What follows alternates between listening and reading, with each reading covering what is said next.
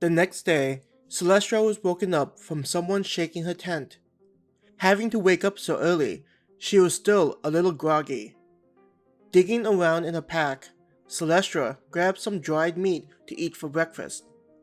Packing her sleeping gear into a backpack, she pulled it out of the tent. With a piece of meat between her teeth, Selestra saw that everyone else was taking down their tents. A couple of them, including Sarah, called out to her and wished her good morning. In a couple of minutes, her tent was already taken down and attached to her pack. When everyone was ready to depart, they continued on their journey towards the fields. The grass still had morning dew on them, which made her shoes all wet. From her experience in the forest, Selestra was glad that she got shoes that could protect the inside from the morning dew. There wasn't anything worse than wet shoes, which could lead to blisters on her feet. With her magical abilities, she could use her fire magic to dry out her shoes, but thought that would waste a lot of time and leave a wrong impression with the group. The sun was starting to reach its height when they arrived at the fields. Earlier, Sarah had shown her some of the hand signals they used before taking off ahead of them. With Sarah's job as a scout, she usually went ahead of the group to let them know if any trouble was coming their way. If they saw her coming their way, they would begin to ready themselves in preparation. Usually, Sarah would wait ahead if there wasn't anything in front of them. There are a group of monsters ahead of us. There are maybe 5 of them, but they look like low-level creatures, so we should have no problems with dealing with them. Sarah let them know when she reached them.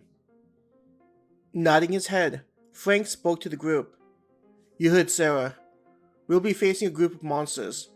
Even though they are low-level monsters, I want all of us to approach them with caution. Sarah, we'll go ahead and draw a couple of them towards us. I want Al and Pete to stand on the left side while Chris and Sally will be on the right side. When the monsters get into the center, both sides will attack the monsters near them." Looking at Selestra, Frank said, "I want you to stay behind me in the center and cast fire spells at the beasts." Everyone in the group nodded in agreement. There was plenty of high grass on the field, so the people assigned to the sides would be able to crouch down and stay hidden.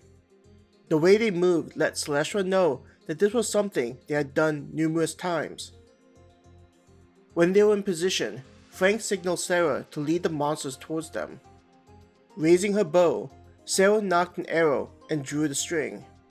Aiming at the nearest one, Sarah fired the arrow.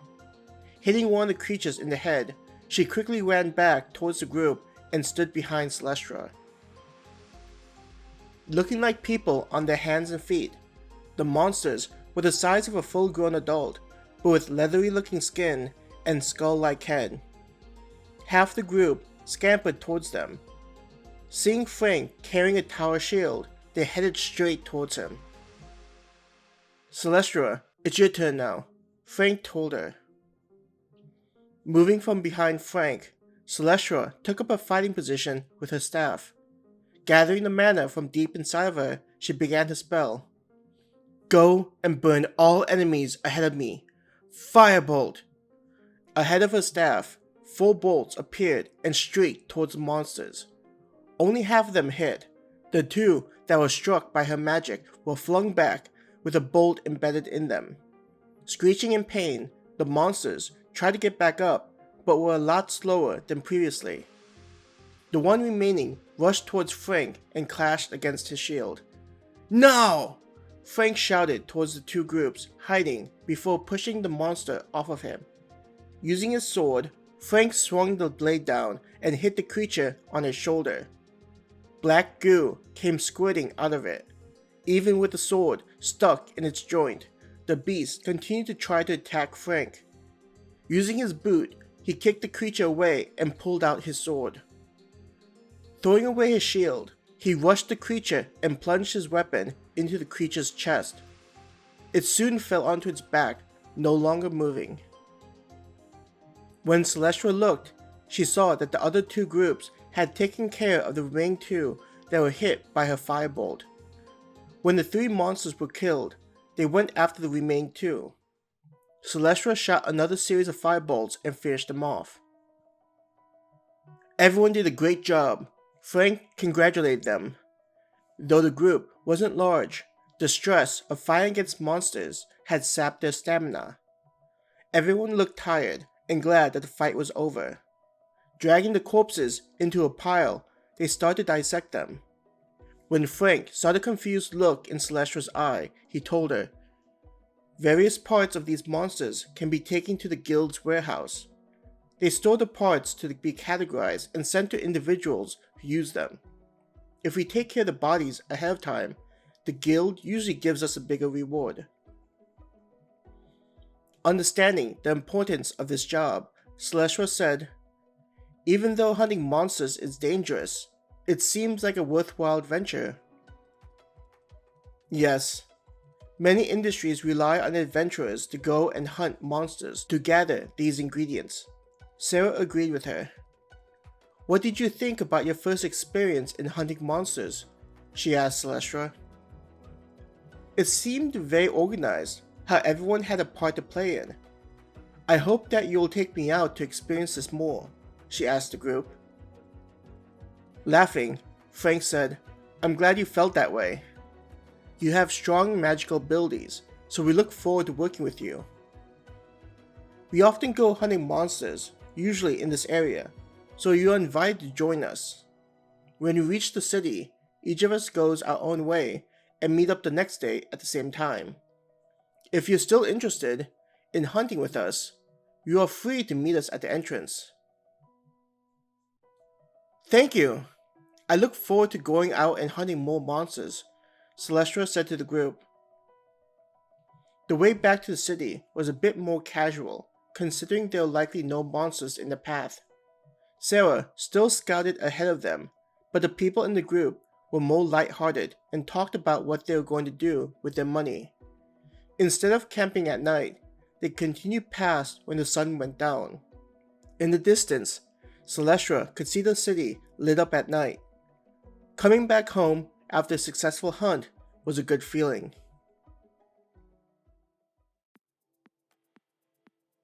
Several days had passed since the school trip into the forest. Enjoying the nightlife, Han was walking around the city. Many people were having fun at various pubs and restaurants. Compared to the inner city, the outer seemed more welcoming. Wanting to see the city by himself, Han had left behind Helania, Queen, and Brittany, in addition to both Anaklis and Rasia, who had arrived in the city ahead of him. Considering he had taken care of the monsters inside the nest, he thought it would be better for them to go towards the city, instead of meeting with him while he was with the class. Thinking about the school trip, Han chuckled to himself, thinking about that girl. With the way she was acting, it was evident that she had developed feelings for him. Developing a scenario like that was the reason why he had not killed off all the monsters or let Brittany handle all of them. With that girl's arrogant personality, it would be interesting to see where it would go with her. Even though Han had his creations, he didn't have much experience where he was the one holding all the cards in the relationship, so he was curious as to what it would be like. He remembered how people talked about the suspension bridge effect, where the girls in dangerous situations would develop feelings for the savior. Han recognized that he had a weakness for arrogant girls, but usually would be put into bad relationships, so he decided to try this out on someone that lacked life experience and lived inside of a bubble. Han figured that when he became bored with her, he'd always toss her to the side. He may be projecting some of his past experiences onto this girl, but he shrugged at the thought. Seeing a pub that he would enjoy, Han walked into the establishment. The double doors were open to invite new customers into coming inside the pub. Entering, the pub looked vastly different from those on Earth. Instead of having TVs all over the place and blaring music, there were tons of tables with people just talking and little decorations to be seen. Even though it didn't look like a place that had a lot of money, the exposed wood gave a peaceful feel to it. There was the occasional loud laughing or mug falling to the ground after someone had one too many drinks. A cute waitress approached him and asked, "How many?" "It'll be just me tonight," he answered, flashing her a smile. Blushing a little, the girl directed him to a seat at the bar. Han thought it was interesting how the bar looked similar to those on Earth. There was a solid plank of wood that was polished, with a female bartender fetching people's drinks. Behind the woman, there were several bottles of varying shapes and sizes. As he enjoyed the view of the place, the bartender approached him.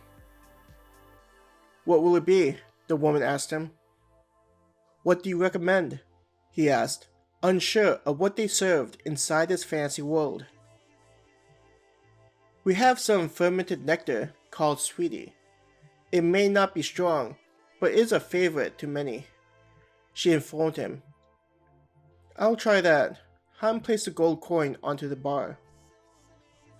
Seeing him casually set a significant amount of money on the bar, the bartender said, "Sir, a Sweetie is only worth 15 coppers.